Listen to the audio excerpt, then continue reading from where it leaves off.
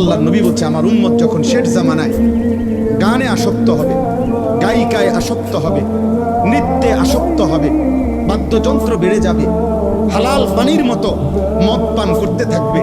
আল্লাহ রাসূল সাল্লাল্লাহু আলাইহি ওয়াসাল্লাম বলেছেন ইজা যাহারাতিল কায়নাত ওয়াল মাআজিফ ওয়াস্তাহাল্লাতিল খামরা, আল্লাহ নবী বলেন আমার উম্মতকে তখন মাটিতে ধসিয়ে দেওয়া হবে, পাথরের বৃষ্টি বর্ষণ করা হবে, চেহারা বিকৃত করে।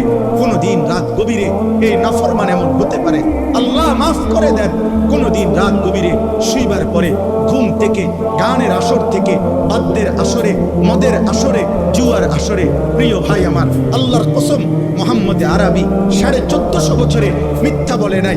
এই পাপের শাস্তি হিসাবে নবী বলছে চেহারা কোনদিন অচিরেই শেষ জামানায় আমার উম্মতের চেহারা এই গান, বাদ্য, মদ, নেশা, জুয়ার আসক্ত ব্যক্তির চেহারা মানুষের সুরত বদলিয়ে পশু জানোয়ারের আকৃতি হয়ে যাবে।